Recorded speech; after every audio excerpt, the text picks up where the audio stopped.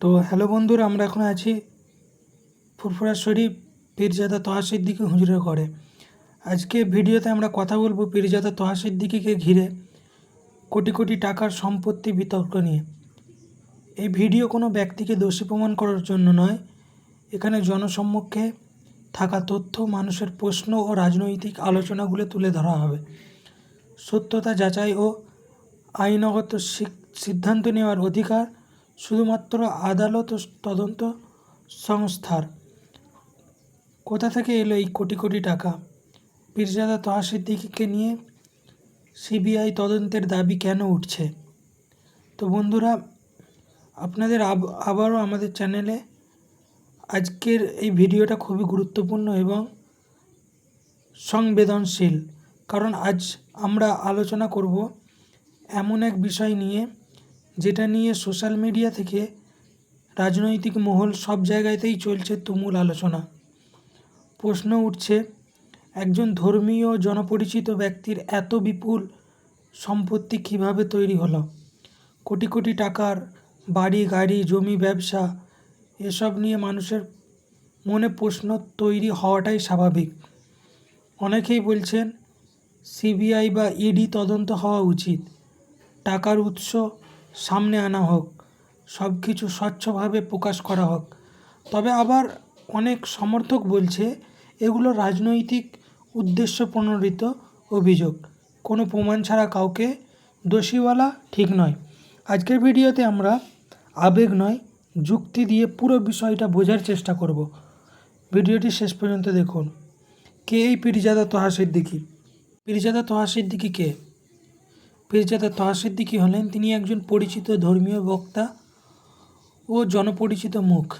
বিভিন্ন Islamic programme ও সামাজিক অনুষ্ঠান এবং রাজনৈতিক আলোচনায় তার উপস্থিতি দেখা যায়। সোশ্যাল মিডিয়াতেও তার জনপ্রিয়তা রয়েছে।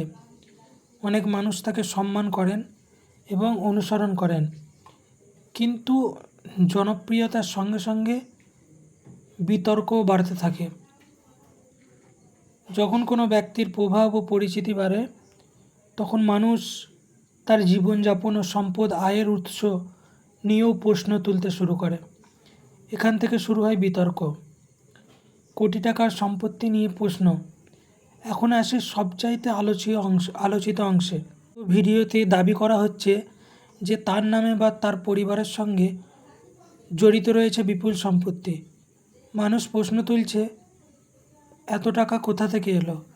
আয়ের উৎস কী? ব্যবসা আছে কি? সব সম্পত্তি কি বৈধভাবে ঘোষিত?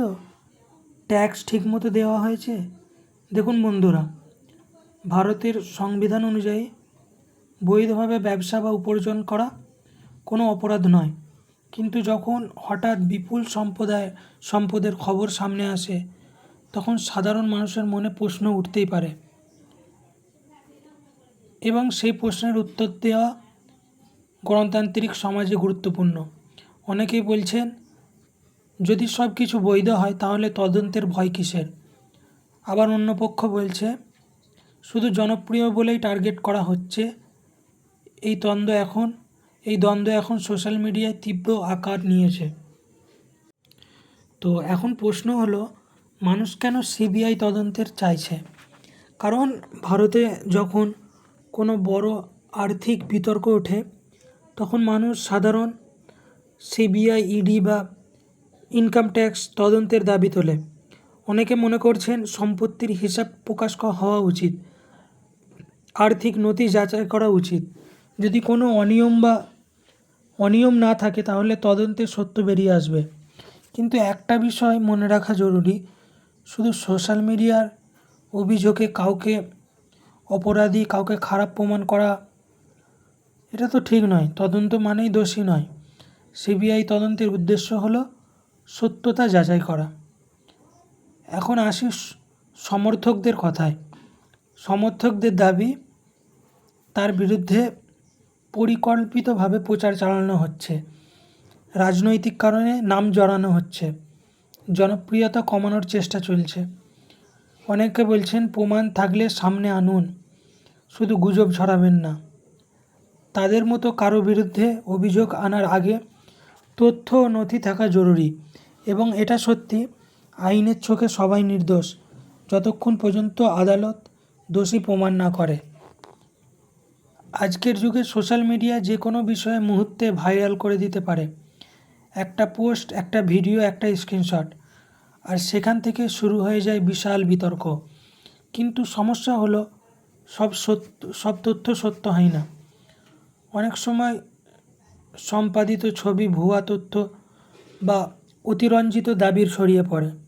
তাই কোনো তথ্য বিশ্বাস করার আগে যাচাই করা অতি জরুরি।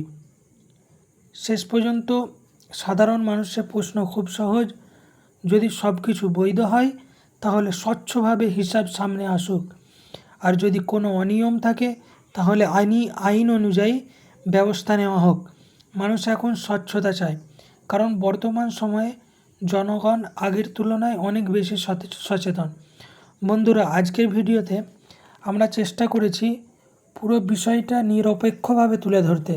আবারও বলছি, এই ভিডিও কোনো ব্যক্তিকে দোষী প্রমাণ করার জন্য নয়, আইন ও আদালতের সিদ্ধান্তই চূড়ান্ত। আপনাদের কি মনে হয়, সিবিআই তদন্ত হওয়া উচিত নাকি এটা শুধু রাজনৈতিক বিতর্ক? কমেন্টে আপনার মতামত জানান। আর ভিডিওটি ভালো লাগলে লাইক করুন, শেয়ার করুন এবং এই চ্যানেলটি সাবস্ক্রাইব করুন। ধন্যবাদ।